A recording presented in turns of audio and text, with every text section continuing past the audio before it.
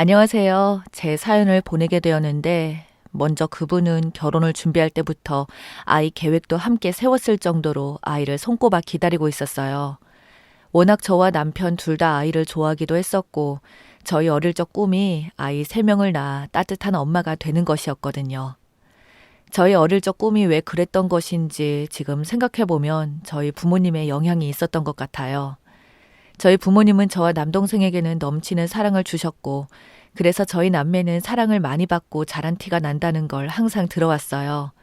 많은 사랑을 주면서도 사람은 됨됨이가 중요하다는 말을 하면서 가정교육과 인성교육에 대해 신경을 많이 써주셨어요.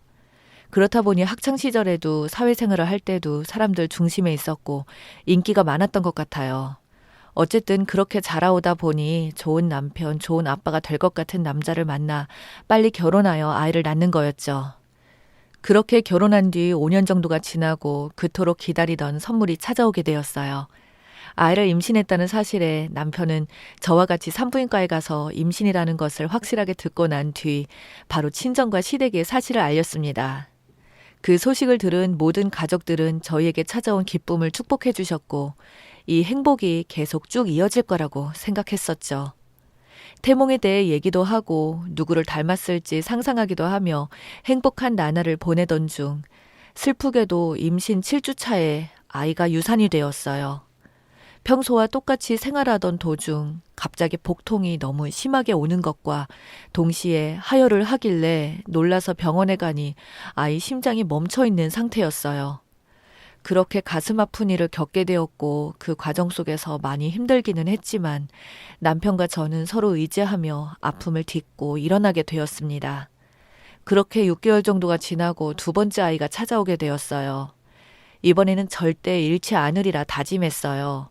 첫 이별 이후 저희 부부뿐만 아니라 양가 부모님께서도 지켜보시면서 많이 힘들어 하신 것을 알기 때문에 임신 소식을 조심스럽게 알려드렸어요. 그랬더니 양가 부모님도 모두 너무나 기뻐하시면서 정말 수고했다고 이제 마음의 짐을 좀 덜 수 있겠다며 기뻐해 주셨죠. 시어머님은 자신의 꿈에 호랑이가 나왔다고 하면서 태어나면 집안을 크게 일으킬 아이라고 하셨어요.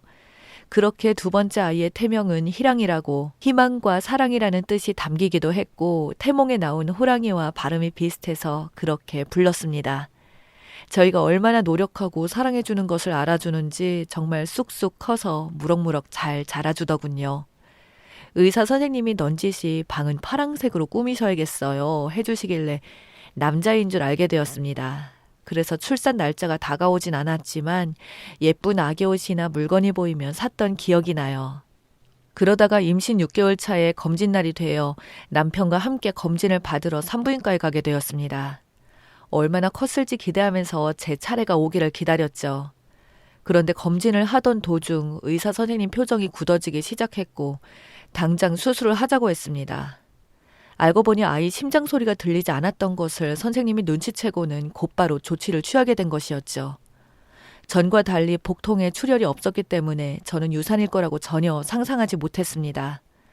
뱃속에서 이미 많이 커져버린 상황이기 때문에 아이를 낳는 것과 거의 비슷하더군요. 스스로 회복을 위해 많이 노력했고 제 주변 사람들도 많이 걱정해주면서 저를 많이 배려해 주었어요.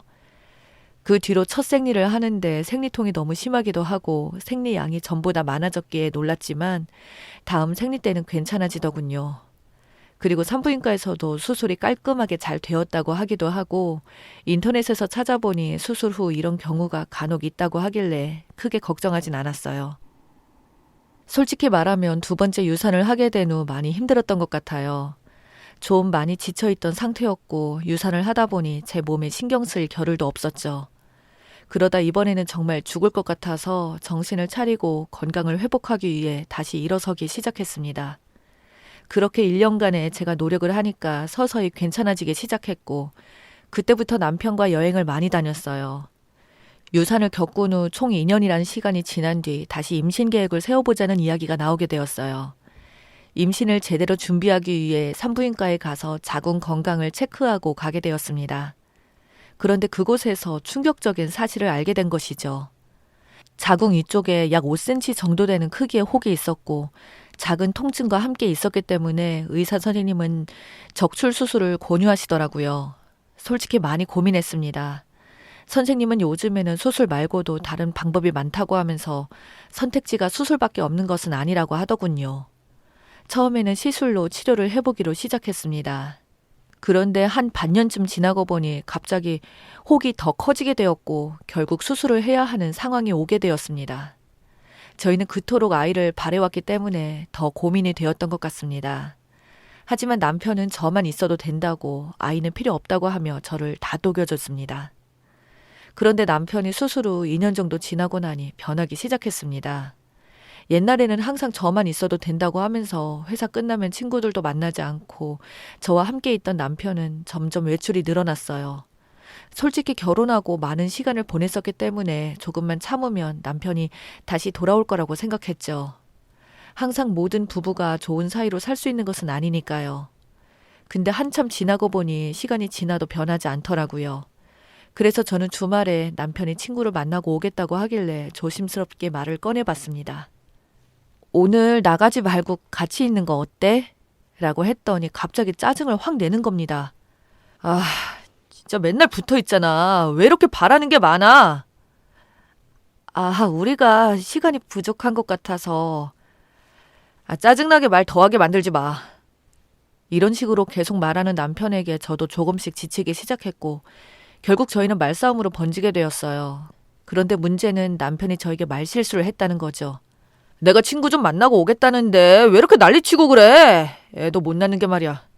애를 못 낳는 게? 이 한마디가 제게 비수가 되어 꽂히더군요. 남편도 아차 싶었는지. 그러니까 그건 그렇고. 그래. 라고 하면서 나가지 않았고 며칠간 저희 사이는 어색했습니다. 그때부터 이 남자는 권태기가 아니라 저에게 마음이 떠난 것이구나 라는 것을 알고 남편을 의심하게 되었습니다. 그렇게 몇 주간 남편을 조심스럽게 지켜보다가 남편과 시어머니 문자 내용을 우연히 보게 되었어요. 그걸 보고 정말 치가 떨렸습니다. 시어머니는 제가 임신하지 못하는 사실을 알게 된 후 남편과 저를 이혼시키겠다는 생각을 하셨나 봐요. 그래서 시어머니는 남편에게 1년 전부터 이혼 얘기를 권했고 남편은 절대 그러지 않겠다고 그런 얘기 다시는 꺼내지 말라고 했고 아무리 설득해도 남편이 안 넘어오니까 어머니가 그럼 여자 한번 만나보고 오라고 그 뒤로는 절대 말하지 않겠다고 해서 남편이 저를 속이며 나가게 된 것입니다. 그런데 첫 만남부터 강렬했는지 결국 사랑에 빠지게 된 것이고 계산해보니 남편이 변하기 시작한 시기와 딱 떨어지더라고요. 이 여자가 시부모님과 남편 이렇게 여행도 하고 식사 자리로 가지면서 저보다도 시댁에 더 왔다 갔다 한 것 같았습니다. 그 사실을 알자마자 저는 시댁에 달려갔습니다. 시댁에 가니 어머니가 당황스러운 표정을 지으면서 문을 열으시더라고요. 들어오라고는 하지 않으시고 여긴 어떻게 왔니? 라고 하길래 갑자기 촉이 와서 시어머니를 밀치고 집 안으로 들어갔습니다. 그 안에는 남편과 남편의 내연녀가 앉아 있었습니다. 어머니와 내연녀를 데리고 식사를 하고 있었던 것이었죠. 그 여자는 제가 누구인지 이미 알고 있는 것 같았는데 모른 척하고 물었어요. 어머니, 이 여자 누구예요? 제가 모를 거라고 생각했는지 옆동 아가씨라고 하더군요. 그래서 식탁으로 걸어가서 식탁 위에 있던 그릇들을 전부 바닥으로 쓸어버렸습니다.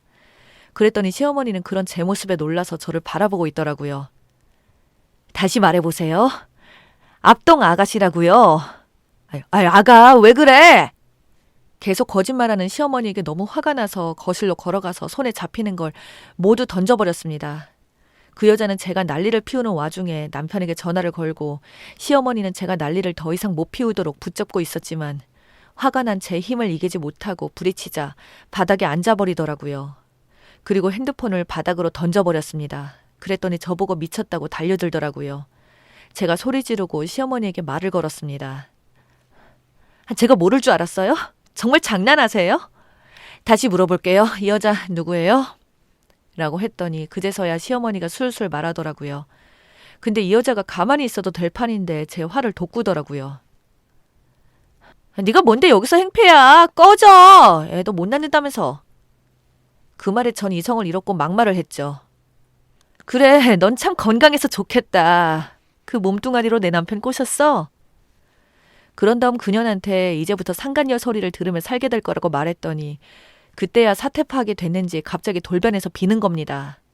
여자는 제가 순순히 이혼해 줄 거라고 생각하고 있었던 모양이었어요. 어림도 없는 소리였죠. 제가 절대로 이혼 안 하고 상간녀 딱지 붙여진다고 하니 울기 시작하더라고요. 아무리 울고 매달려 사과해도 제가 받아주지 않자 저한테는 안 됐는지 포기하고 분했는지 시어머니한테 매달리면서 쌍욕을 날렸어요. 그러자 시어머니는 당황해서 저에게 자기가 잘못했다고 무릎을 꿇고 빌더군요. 내가 미쳤어. 착한 며느리 쫓아서 이혼시키고 못된 여우를 집안에 들일 뻔했네. 미안하다. 용서해라. 그러더군요. 이 둘이 번갈아 가면서 저에게 매달렸지만 저는 다 뿌리치고 나와서 아무 생각도 들지 않아 그냥 무작정 친정집에 갔습니다. 그렇게 친정집으로 차를 몰고 가는데 산책을 가려고 밖으로 나오는 엄마를 보자마자 갑자기 굉장히 화가 풀렸습니다. 저는 순간 현관문 앞에서 눈물이 멈추지 않았고 엄마는 왜 그러냐며 서둘러 저를 집으로 데리고 들어가자고 했어요. 저는 몰랐는데 식탁 위에 있던 그릇들이 떨어지면서 깨진 조각들이 제 발에 박혀 있더군요. 제 힘을 감당하지 못할 정도로 써서 그런지 온몸이 떨리기도 했고요. 놀라시는 어머님에게 좀 전에 있던 상황을 모두 설명했어요.